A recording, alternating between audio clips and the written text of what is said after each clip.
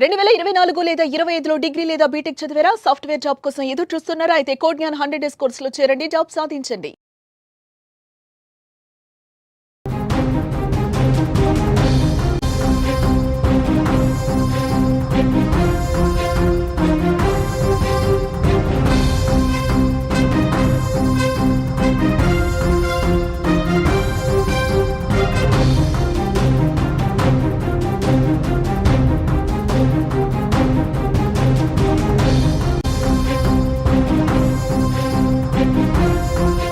తెలుగు రాష్ట్రాల్లోనే సంచలనం కలిగించినటువంటి కేసు గండికోటలో వైష్ణవి హత్య కేసు. వైష్ణవిని చంపింది ఎవరు? ప్రియుడు లోకేష్ కాకపోతే చంపింది ఎవరు? ఇలా దాదాపుగా వారం రోజుల పాటు ఆ సస్పెన్స్ కొనసాగుతూనే ఉంది. పోలీసులు మొత్తం చాలామందిని విచారణగా పోలీస్ స్టేషన్కి పిలిపించారు, మరికొంతమందిని అదుపులోకి తీసుకున్నారు. ఇప్పుడు మొత్తం ఈ కథంతా కూడా వైష్ణవి హత్య కేసుకు సంబంధించినటువంటి వ్యవహారం అంతా కూడా వైష్ణవి కుటుంబ సభ్యుల చుట్టే తిరుగుతోంది.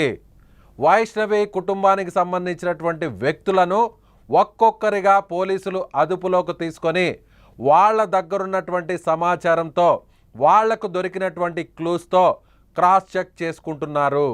దాదాపుగా ఇప్పటికి వైష్ణవి హత్య జరిగి జూలై 14వ తారీఖున సోమవారం నాడు మధ్యాహ్నం 12 గంటలకు హత్య జరిగింది. మరుసటి రోజు ఉదయం 15వ తారీఖున ఉదయం మంగళవారం నాడు వైష్ణవికి సంబంధించినటువంటి మృతదేహాన్ని పోలీసులు గుర్తించారు. సరిగ్గా ఇప్పుడు మంగళవారం దాటి బుధవారానికి వస్తున్నటువంటి పరిస్థితి. అంటే వారం రోజులు పూర్తయినా కూడా పోలీసులు బయటకు లీకులు మాత్రమే వదులుతున్నారా? కుటుంబం చుట్టే ఇప్పుడు లీకులన్నీ కూడా ఆ కుటుంబానికి సంబంధించిన వ్యక్తులే హత్య చేశారు అనే విధంగా ఇప్పుడు అక్కడ దొరుకుతున్నటువంటి ఆధారాలన్నీ, ఆ వేళ్లన్నీ కూడా ఇప్పుడు కుటుంబం వైపే చూపిస్తున్నాయా? ముఖ్యంగా వైష్ణవికి సంబంధించినటువంటి సోదరుల పాత్ర ఇందులో ఉందా? వైష్ణవికి సంబంధించినటువంటి కుటుంబ సభ్యులు అదే గ్రామానికి, ఎక్కడైతే హత్య జరిగిందో గండికోటకు సంబంధించినటువంటి గ్రామస్తులను ప్రస్తుతం పోలీసులు ఎందుకు అదుపులోకి తీసుకున్నారు? సో వైష్ణవి కుటుంబానికి సంబంధించినటువంటి కొంతమంది వ్యక్తులు గండికోట గ్రామానికి సంబంధించినటువంటి కొంతమంది వ్యక్తులతో హత్య జరిగినటువంటి సమయంలోనే, సరిగ్గా అదే సమయంలోనే అనేక మార్లు ఫోన్ చేసినట్టుగా పోలీసుల దగ్గర ఒక ఫోన్ కాల్స్ డేటాని సేకరించారు. ఇప్పుడు ప్రస్తుతం పోలీసుల అదుపులో తోట సుబ్రహ్మణ్యం, వైష్ణవికి సంబంధించినటువంటి బావ వరుస అయ్యేటువంటి వ్యక్తి, హైదరాబాద్లో ఉద్యోగం చేస్తున్నటువంటి వ్యక్తి తోట సుబ్రహ్మణ్యం, అంటే వైష్ణవి పెదనాన్న కూతురు భర్త. సో ఇప్పుడు అతన్ని ఎందుకు అదుపులోకి తీసుకున్నారు? అతని ఫోన్ నుంచి అదే గ్రామానికి సంబంధించిన, హత్య జరిగినటువంటి గండికోట గ్రామానికి సంబంధించిన కొంతమందికి ఫోన్లు ఎందుకు వెళ్ళాయి పదే పదే అనే కోణంలో ప్రస్తుతం పోలీసులు విచారిస్తున్నారు. తోట సుబ్రహ్మణ్యంతో పాటు గండికోటకు సంబంధించినటువంటి ఆ గ్రామానికి సంబంధించినటువంటి సుబ్బయ్య, మహేష్, లక్ష్మణ్, వీరిని కూడా పోలీసులు ఇప్పుడు ఎందుకు అదుపులోకి తీసుకున్నారు? లక్ష్మయ్య.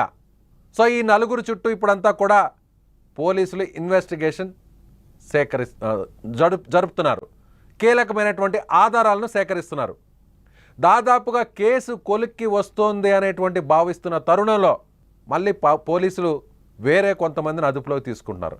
అసలు వాస్తవాలేంటి? కుటుంబం చుట్టే పోలీసులకు సంబంధించినటువంటి విచారణ ఎందుకు జరుగుతుంది? దీని వెనక ఖచ్చితంగా వైష్ణవి కుటుంబ సభ్యుల పాత్ర ఉందా? చూద్దాం. దీనికి సంబంధించినటువంటి మరింత సమాచారాన్ని తెలుసుకునేటువంటి ప్రయత్నం చేద్దాం. లైవ్లో ఉన్నారు కడప ప్రతినిధి సుదర్శన్. సుదర్శన్, చెప్పండి. మొదటి నుంచి కూడా మనం ప్రతిరోజు మీరు స్పాట్కి వెళ్తున్నారు, పోలీస్ స్టేషన్కి వెళ్తున్నారు, అక్కడ ఉన్నటువంటి సమాచారాన్ని అంతా కూడా తెలుసుకుంటున్నారు. ఇప్పుడు తాజాగా ప్రస్తుతం పోలీస్ స్టేషన్లో తోట సుబ్రహ్మణ్యం, మహేష్, లక్ష్మణ్, లక్ష్మయ్య, కొండ సుబ్బయ్య, వీళ్ళని ఎందుకు అదుపులోకి తీసుకున్నారు? ఎస్, కుటుంబ సభ్యుల చుట్టూనే కేసు ఇన్వెస్టిగేషన్ మొత్తం కూడా తిరుగుతుంది. ఇది వాస్తవం. ఇంతకు మించి వేరే పోలీసులకు వేరే లీడ్ ఏమీ లేదు, వేరే కారణాలు లేవు. అయితే ఎవరు చంపారు, కుటుంబ సభ్యులు ఎందుకు చంపించాల్సి వచ్చింది, దీనికి గల కారణాలు ఏంటి అనే దానిపైన ఇప్పుడు పోలీసులు ఆరా తీస్తూ ఉన్నారు. అంటే సర్కమ్టెన్సెస్, ఎవిడెన్సెస్ మొత్తము ఉన్నప్పుడే అది కోర్టులో కేసు నిలబడుతుంది కాబట్టి ఆధారాల సేకరణలో పోలీసులు పడ్డారు. అందుకే ఇది ఆలస్యం అవుతూ ఉంది. ఇప్పుడు మీరు ఏదైతే పేర్లు ప్రస్తావించారో వాళ్ళందరూ కూడా వాళ్ళలో కుటుంబ సభ్యులు కాకపోయినప్పటికీ కుటుంబ సభ్యుల ప్రోద్బలంతోనే అక్కడికి వెళ్ళారు. వీరి కుటుంబ సభ్యులతోనే వాళ్ళు టచ్ లో ఉన్నారు. అందువల్లనే వాళ్ళను ఇన్వెస్టిగేషన్ కు పిలిచారు పోలీసులు. సుబ్బయ్య అనే పేరు గట్టిగా వినిపిస్తుంది. అతను గండికోట వాస్తవుడే. ఆ రోజు లోకేష్ వైష్ణవిని అక్కడ వదిలి వచ్చే ముందు బైక్ లో ఆపోజిట్ లో ఒక వ్యక్తి వచ్చాడు. బస్సు ఇక్కడి నుంచి ఎన్ని గంటలకు వెళ్తుంది అని అడిగాడు. ఆ సమాచారం 6 గంటలకు వెళ్తుంది అని చెప్పాడు. అతని పేరు కూడా సుబ్బయ్యే. అయితే ఆ సుబ్బయ్యనే అదుపులోకి తీసుకున్నారు ఇప్పుడు పోలీసులు. సుదర్శన్ సుబ్బయ్యకి సంబంధించినటువంటి విజువల్స్ ఒకసారి స్క్రీన్ మీద చూపిద్దాం. లోకేష్ వైష్ణవిని తీసుకొని వైష్ణవి కుటుంబ సభ్యులు ఇక్కడికి వస్తున్నారు, తమ విషయం తెలిసిపోయిందంటూ గండికోట ముఖద్వారం బయట వదిలి వచ్చేటువంటి క్రమంలో అక్కడ ఒక వ్యక్తి బైక్ మీద వస్తున్నటువంటి వ్యక్తి అక్కడ ఆగి లోకేష్ వైష్ణవితో మాట్లాడుతున్నటువంటి దృశ్యాలు ఇంతకుముందు మనం చూపించాం. ఎస్, ఇప్పుడు లోకేష్ వస్తున్నాడు. లోకేష్ వెనక వచ్చినటువంటి ఆ బైక్ వ్యక్తి ఎవరు? అతనే సుబ్బయ్య. Yes, continue Sudarshan. ఇదే ఇప్పుడు ఈ సుబ్బయ్యని విచారణ చేస్తున్నారు. అంటే ఆయన ఫస్ట్ లో ఆ రోజు సీసీ ఫుటేజ్ పరిశీలించిన వెంటనే అతన్ని అదుపులోకి తీసుకున్నారు. అయితే తనకేమీ తెలియదు, కేవలం వాళ్ళ ఇన్ఫర్మేషన్ అడిగితేనే ఇచ్చానని చెప్పాడు. కానీ అనుమానం వచ్చినటువంటి పోలీసులు అతని కాల్ డేటా కూడా తీశారు. అతని కాల్ డేటాలో కొన్ని విస్తుపోయే నిజాలు వెలుగులోకి వస్తున్నట్టుగా తెలుస్తూ ఉంది. తోట సుబ్రహ్మణ్యం అని వైష్ణవికి బంధువు అయినటువంటి బాబా వరుస అయినటువంటి 3వ పెదనాన్న అల్లుడు, అతని నుంచి ఇతనికి కాల్స్ వచ్చాయి కంటిన్యూస్ గా. అది కూడా 12 సార్లు వచ్చాయి గంట వ్యవధిలోనే. అది కూడా చాలా క్రూషియల్ టైం. పోలీసులు ఏదైతే ఆ రోజు మధ్యాహ్నం సోమవారం మధ్యాహ్నం 12 నుంచి 1 గంట మధ్యలో హత్యకు గురి అయి ఉంటుంది వైష్ణవి అని భావిస్తున్నారో ఆ టైంలోనే ఫోన్ కాల్స్ వచ్చినట్టుగా మనకు సమాచారం అందుతుంది. సుబ్బయ్యకు తోట నరసింహకు మధ్య కాన్వర్జేషన్ జరిగింది. తోట సుబ్రహ్మణ్యంకు మధ్య కాన్వర్జేషన్ జరిగింది. ఎందుకు అన్నిసార్లు ఫోన్ చేయాల్సి వచ్చింది? వాళ్ళిద్దరు ఫ్రెండ్స్ అయితే క్యాజువల్ గా ఒకసారి చేస్తారు, కంటిన్యూగా మాట్లాడుకుంటారు. కానీ పదే పదే కాల్ చేస్తూ పెట్టేయాల్సినటువంటి అవసరం ఏమొచ్చింది అన్నది కూడా ఇప్పుడు పోలీసుల నుంచి వినిపిస్తున్నటువంటి డౌట్. అందులో వీళ్ళ కాన్వర్జేషన్ లో ఒక దుప్పటి గురించి డిస్కషన్ వచ్చింది. స్పాట్ లో ఒక దుప్పటి దొరికింది. వైష్ణవి మృతదేహం పక్కనే ఒక దుప్పటి పడి ఉంది. అంటే చంపేసిన తర్వాత అదే దుప్పటిలో చెరొక వైపు పట్టుకొని వైష్ణవి మృతదేహాన్ని అంతకులు టెంపుల్ వెనుక వైపు తీసుకెళ్లి ముళ్ళ పొదల్లో దాచిపెట్టి ఉంటారు అని అనుమానిస్తూ ఉన్నారు. ఎందుకంటే మృతదేహాన్ని నేరుగా ముట్టుకొని తీసుకెళ్తే ఫింగర్ ప్రింట్స్ పడతాయని ఒక తెలివితేటలతోనే వీళ్ళు ఆ దుప్పటిని వాడి ఉంటారు అన్న ఒక కారణం వినిపిస్తుంది. ఇప్పుడు అదే చర్చ వీళ్ళ ఫోన్ కాన్వర్జేషన్ లో జరిగింది. అంటే ఈ హత్య మొత్తం ఆపరేటింగ్ అంతా హైదరాబాద్ నుంచి సాగిందా అనే అనుమానాలు కూడా పోలీసులకు కలుగుతూ ఉన్నాయి. అందులో భాగంగానే వీళ్ళిద్దరిని కూడా విచారణ చేస్తూ ఉన్నారు. ఇక స్పాట్ లో ఆ రోజు హత్య జరగడంలో పార్టిసిపేట్ చేసినటువంటి వ్యక్తులుగా అనుమానిస్తున్నటువంటి మరో వ్యక్తి పేరు లక్ష్మయ్య. ఇతను కూడా అక్కడ స్థానికుడే. ఇతను కొండయ్యతో మంచి పరిచయాలు ఉన్నాయి, కొండయ్యతో టచ్ లో ఉంటాడు. ఇతను కూడా దూరపు బంధువు అవుతారని చెప్తూ ఉన్నారు. ఇతని పాత్ర పైన కూడా పోలీసులు ఆరా తీస్తూ ఉన్నారు. అతన్ని నిన్నటి నుంచి కూడా పోలీసులు విచారిస్తూ ఉన్నారు అన్ని కోణాల్లో.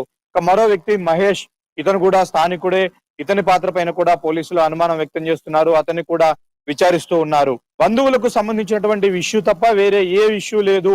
వైష్ణవిని హత్య చేయాలన్నంత ఆలోచన కానీ అంత కారణాలు కానీ వేరే ఏ వ్యక్తుల నుంచి కూడా పోలీసులకు కనిపించట్లేదు. కేవలం బంధువుల చుట్టూనే కథ నడుస్తూ ఉంది. అయితే ఈ బంధువులు ఎవరిని పురమాయించారు ఈ హత్య చేయడానికి, అందులో పాల్గొన్న వాళ్ళెవరు, వీళ్ళకు సహకరించిన వాళ్ళెవరు, నేరుగా హత్యలో పార్టిసిపేట్ చేసిన వాళ్ళెవరు అన్న కోణంలోనే పోలీసులు ఆరా తీస్తున్నారు. దీనికి సంబంధించి కూడా కొన్ని క్లియర్ లీడ్స్ పోలీసులకు దొరికినట్టుగా తెలుస్తుంది. మరో 24 గంటల్లో పోలీసులు ఈ కేసును ఛేదించే ప్రయత్నం చేస్తున్నారు. ఎందుకే మీరు అన్నట్టుగా ఇప్పటికే 14వ తేదీ హత్య జరిగింది. ఈ రోజుకి 8 రోజులు కావస్తూ ఉంది. గండికోట్లో, అది ఎక్కడో కాదు, గండికోట్లో వాళ్ళ ఊరికి సమీపంలోనే జరిగింది. అది కూడా బంధువులే చేశారు అన్నట్లు ఇప్పటికే అనేక లీకులు బయటకు వస్తున్న నేపథ్యంలో మరి వాళ్ళ అమ్మాయిని వాళ్ళే చంపుకునేటువంటి కారణాలు ఏముంటాయని విశ్లేషించడానికి ఇన్ని రోజుల సమయం అవసరం లేదు. అలాగే బంధువులందరూ కూడా అందుబాటులోనే ఉన్నారు. ఎవరి పేర్లైతే వినిపిస్తున్నాయో, ఎవరిపైతే ఆరోపణలు వినిపిస్తున్నాయో వాళ్ళందరూ కూడా అందుబాటులోనే ఉన్నారు పోలీసులకు. వాళ్ళందరూ విచారణకు హాజరవుతున్నారు. పోలీసులు అడిగినటువంటి ప్రతిదానికి సమాధానం చెప్తూ ఉన్నారని కూడా మనకు సమాచారం అందుతుంది.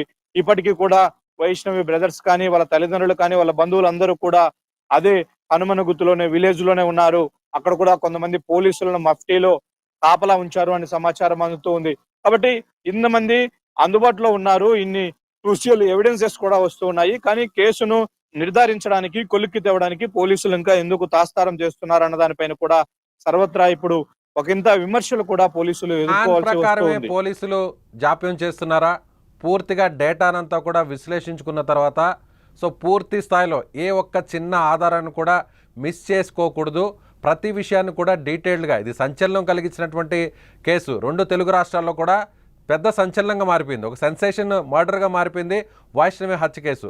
సో పోలీసులు చూస్తే చాలా ధీమాగా ఉంటున్నారు. మనతో మాట్లాడినప్పుడు మీరు కూడా ఇంటర్వ్యూ చేశారు, అలాగే చాలామంది మీడియాతో కూడా మాట్లాడుతూ కూడా చాలా ధీమాగా ఉన్నారు. అదేవిధంగా అంతకు ముందే అంటే 3వ రోజే నేరుగా డిఐజీ రంగంలోకి దిగారు. డిఐజీ మా దగ్గర ఒక పెద్ద క్లూ దొరికింది, పూర్తి స్థాయిలో తాము నిర్ధారించుకున్నాము, సో ఇవాళ రాత్రే మీ ముందుకు పోలీసులు వస్తున్నారు, సో జిల్లా అధికారి కూడా రాబోతున్నారు, మీకు ప్రెస్ మీట్లో ఏం జరిగిందో కూడా చెప్పబోతున్నారని ప్రకటన చేసి ఇప్పటికి దాదాపుగా 4 రోజులు పూర్తవుతుంది, 5వ రోజు కూడా జరుగుతుంది. అయితే పోలీసులు అలాంటి స్టేట్మెంట్ ఇచ్చిన తర్వాత ఇంత జాప్యం చేయడానికి ప్రధాన కారణం ఏంటి? ఇది చాలా దారుణమైనటువంటి సంఘటన. 17 ఏళ్ల మైనర్ బాలికను తీసుకెళ్లాడు, అయితే ప్రేమికుడు తీసుకెళ్లాడు. దాన్ని అదునుగా భావించి కొంతమంది హంతకులు ఆ అమ్మాయిని అత్యంత దారుణంగా కొట్టి చంపేశారు, వివస్త్రం చేశారు. ఇదంతా కూడా చాలా దయనీయమైనటువంటి ఘోరమైనటువంటి సంఘటన. కాబట్టి పోలీసులు ఒక్కసారి ఇందులో హంతకులు ఎవరని నిర్ధారిస్తే మరుసటి నిమిషం నుంచే వాళ్ళకి ఎలాంటి శిక్షలు పడతాయనే చర్చ కూడా నడుస్తుంది.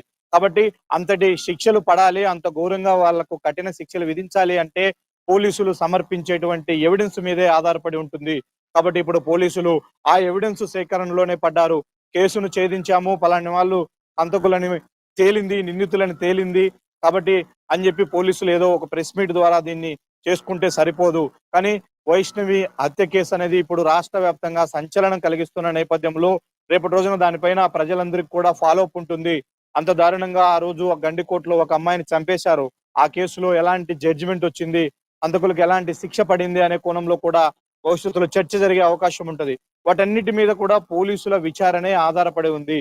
ఈ రోజు పోలీసులు సేకరించేటువంటి ఆధారాలే రేపటి రోజున కేసుకు బలమవుతాయి. కాబట్టి ఆ కంప్లీట్ ఎవిడెన్సెస్, పక్కా ఆధారాల సేకరణలో పోలీసులు పడ్డారు. భాగస్వాములైనటువంటి కుటుంబ సభ్యులే అని నిర్ధారించుకున్నప్పటికీ దాని వెనుక స్పష్టమైనటువంటి కారణాలను చెప్పాలి, స్పష్టమైనటువంటి ఆధారాలను చూపించాలి. అందుకే పోలీసులు ఈ పనిలోనే నిమగ్నమైనట్టుగా మనకు తెలుస్తుంది. అందరూ కూడా ప్రశ్నిస్తున్నది ఒకటే సుదర్శన్, అందరూ కూడా ఏమంటున్నారంటే ఏ కేసు అయినా సరే, ఎంత సెన్సేషన్ చేసినటువంటి కేసు అయినా సరే, సో పెద్ద పెద్ద హత్య కేసులను కూడా ఈజీగా ట్రేస్ అవుట్ చేసిన తర్వాత ఆ వివరాలను మీడియాకు వెల్లడించినటువంటి పరిస్థితులు చూసాం. కానీ ఇక్కడ మాత్రం ఈ కేసులో మాత్రం పోలీసులు వాంటెడ్గానే దీన్ని డిలే చేస్తున్నారా, లేదంటే పక్కా ప్లాన్ ప్రకారం మొత్తం ఎవిడెన్స్ని కలెక్ట్ చేయాలి అనేటువంటి విషయంలో జాప్యం చేస్తున్నారా, లేదంటే వాళ్లకు తగినటువంటి ఆధారాలు ఇంకా దొరకలేదనే కేసు జాప్యం జరుగుతుందనుకోవచ్చా? డే 1 నుంచి కూడా 14వ తేదీ హత్య జరిగినప్పటి నుంచి కూడా పోలీసులు అక్కడి నుంచి ఆధారాలు సేకరించే ప్రయత్నం చేస్తూ ఉన్నారు. అయితే ఎక్కువ మందిని ఆధారాల కంటే ప్రచారాల బేస్ గానే వాళ్ళని అదుపులోకి తీసుకుంటూ ఉన్నారు, అనుమానితులుగానే అదుపులోకి తీసుకుంటున్నారు, వాళ్ళని అన్ని కోణాల్లో విచారణ చేస్తూ ఉన్నారు. అయితే విచారణ చేసే సమయంలో నీ పైన ఇలాంటి ఎవిడెన్సెస్ మా దగ్గర ఉన్నాయి, దీనికి ఏం సమాధానం చెప్తావు అని గట్టిగా పోలీసులు విచారణలో ఎవరైతే అనుమానితులుగా విచారణకు హాజరవుతున్నారో వాళ్ళను ప్రశ్నించడానికి గట్టిగా ఎవిడెన్సెస్ లేవన్నది కూడా ఒక ప్రచారం జరుగుతూ ఉంది.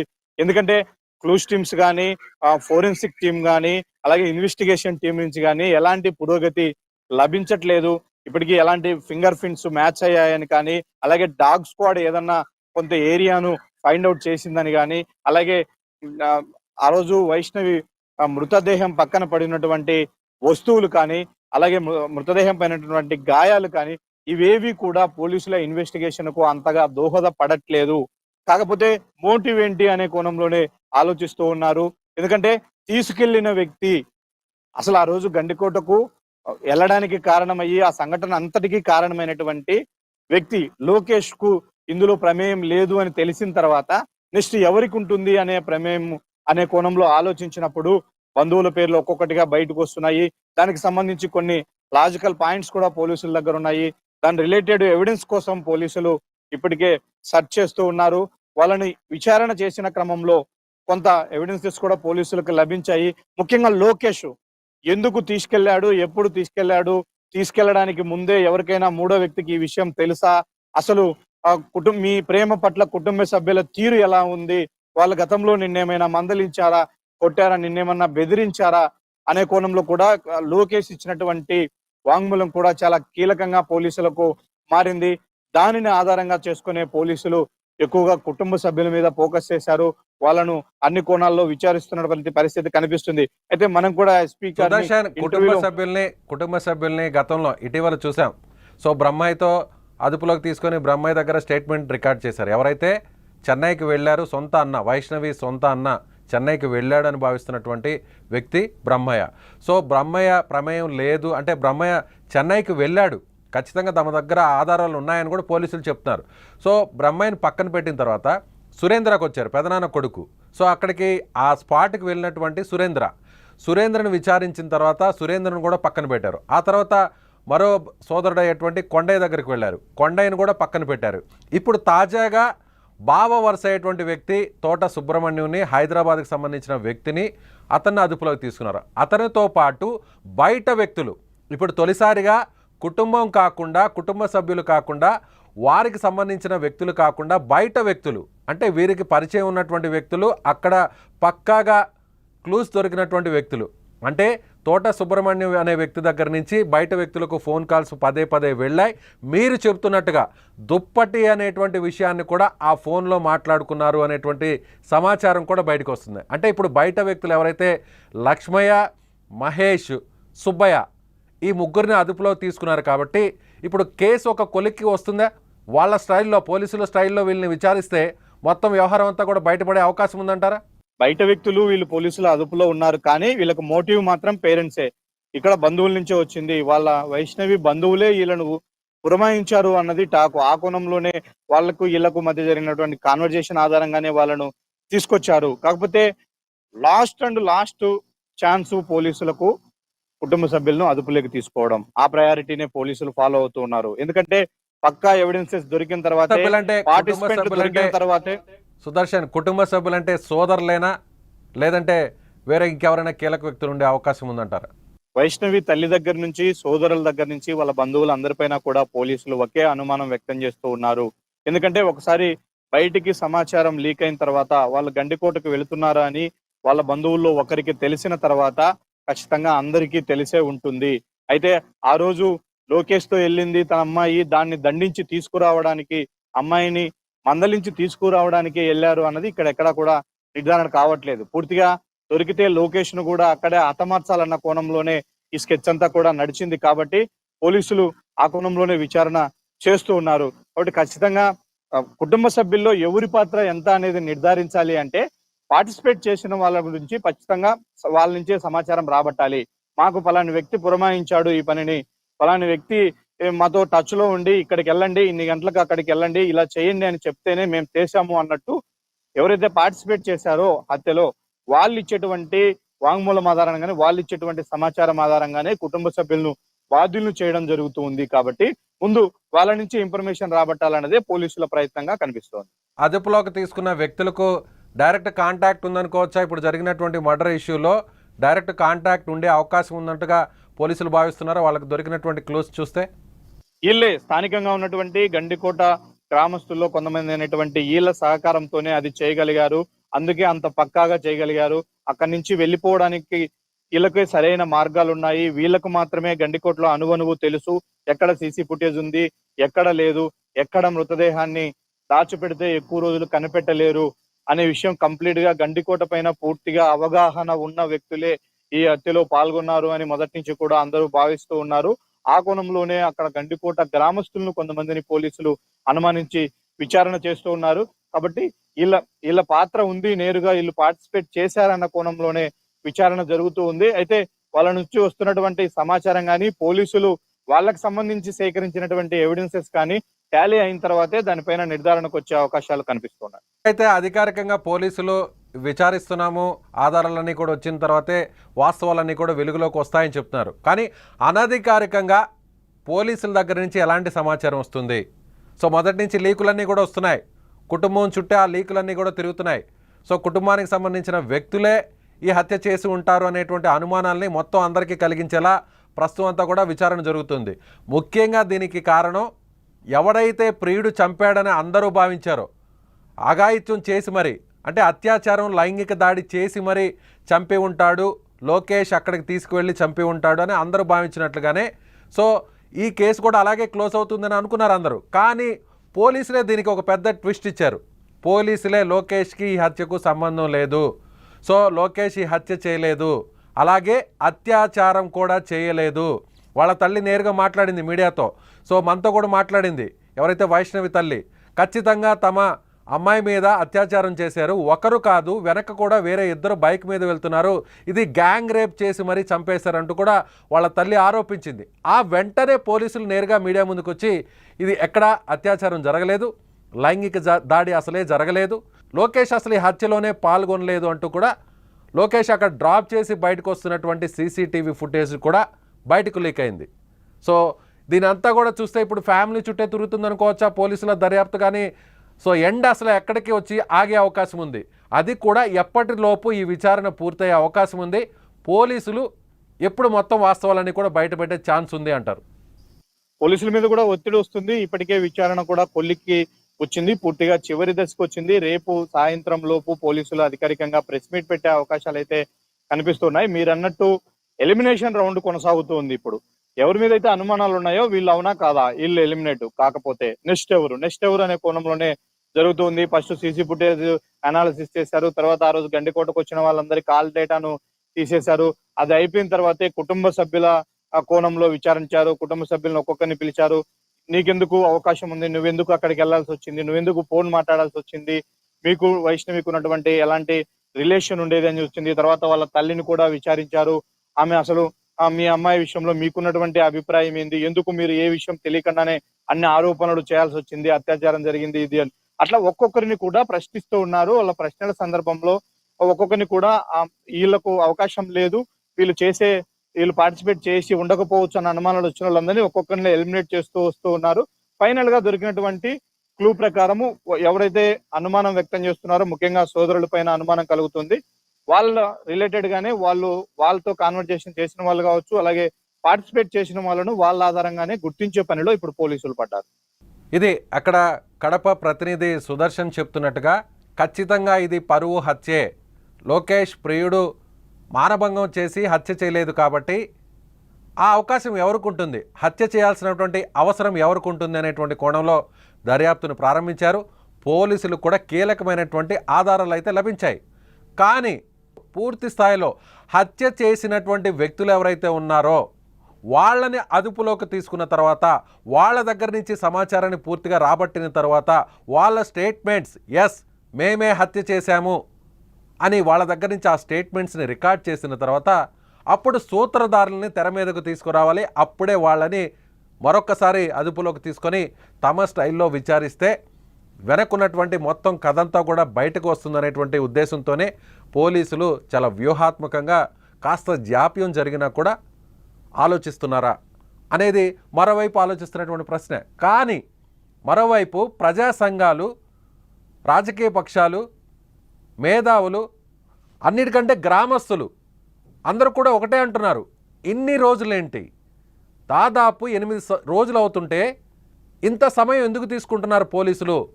పెద్ద పెద్ద కేసులనే ఛేదించినటువంటి పోలీసులు, అలాగే మా దగ్గర క్లూలు దొరికాయి, మా దగ్గర రెడీగా ఉన్నారు పోలీసులు, ఇక వాస్తవాలను బయట పెట్టడానికి కొన్ని గంటల్లోనే మీ ముందుకు పోలీసులు వస్తారంటూ మీడియాకి చెప్పిన తర్వాత, సాక్షాత్తు పోలీసు ఉన్నతాధికారులు చెప్పిన తర్వాత మళ్ళీ ఎందుకు వెనకడుగు వేశారు, జరుగుతున్నది ఏంటి, ఇలా రకరకాల ప్రశ్నలు ఉత్పన్నమవుతున్నాయి.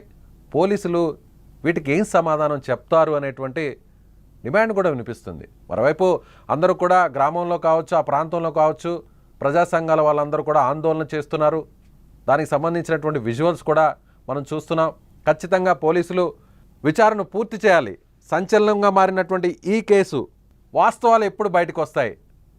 పోలీసులు నిష్పక్షపాతంగా విచారణ పూర్తి చేయాలంటూ కూడా ధర్నాలు చేస్తున్నారు, నిరసన ర్యాలీలు కూడా చేస్తున్నారు. ఎస్, దీని గురించి మనం మాట్లాడదాం. చాలామంది ప్రజా సంఘాల వాళ్ళు ఆగ్రహం కూడా వ్యక్తం చేస్తున్నారు.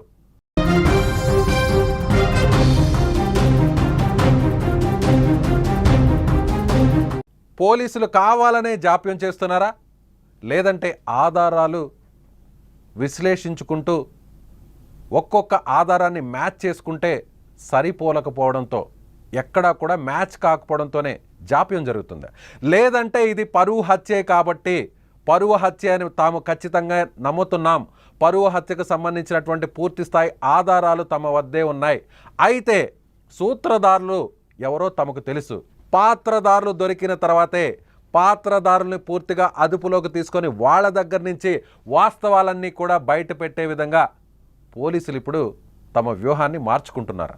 అంతు చిక్కడం లేదు.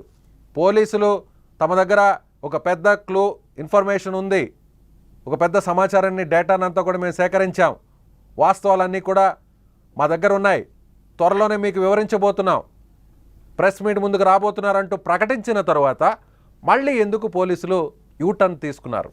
ఇలా రకరకాల ప్రశ్నలు ఉత్పన్నమవుతున్నాయి. కానీ పక్కాగా మాత్రం లీకుల్లో మాత్రం ఒకటే చెప్తున్నారు, అటువైపు నుంచి వస్తున్నటువంటి అనధికారిక సమాచారం ప్రకారం ఖచ్చితంగా ఇది పరువు హత్యే.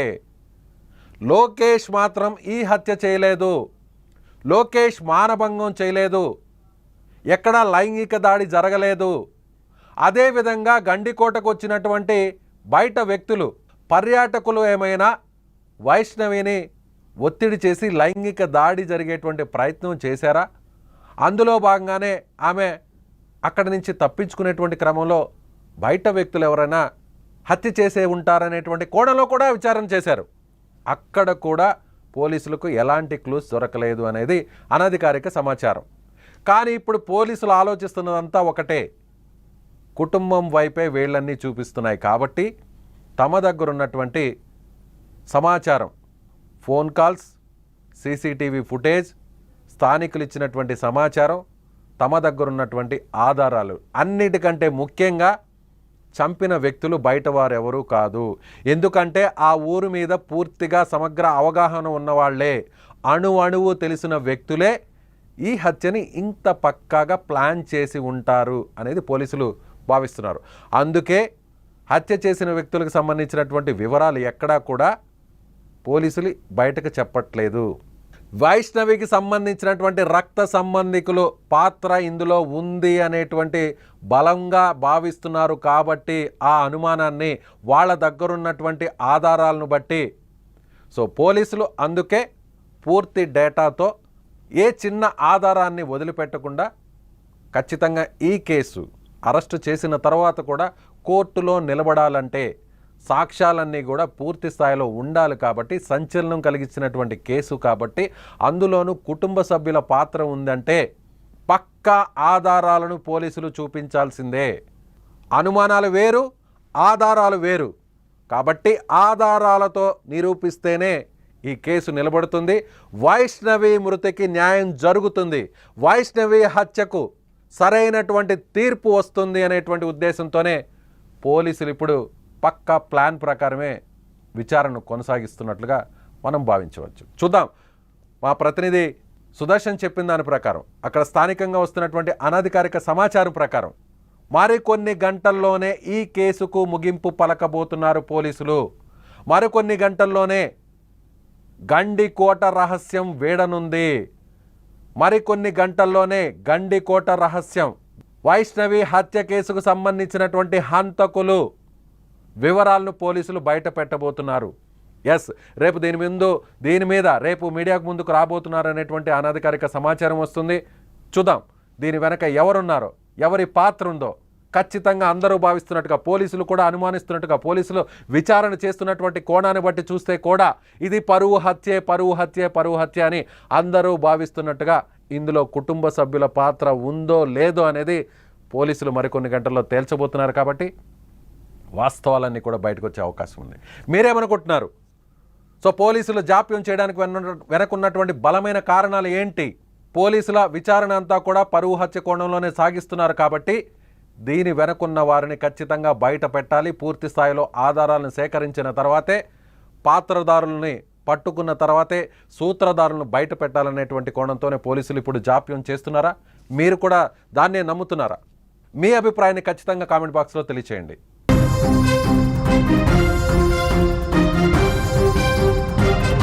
సుమన్ టీవీలో మీ పర్సనల్ అండ్ బిజినెస్ ప్రమోషన్స్ కోసం కింది నెంబర్కి కాంటాక్ట్ చేయండి.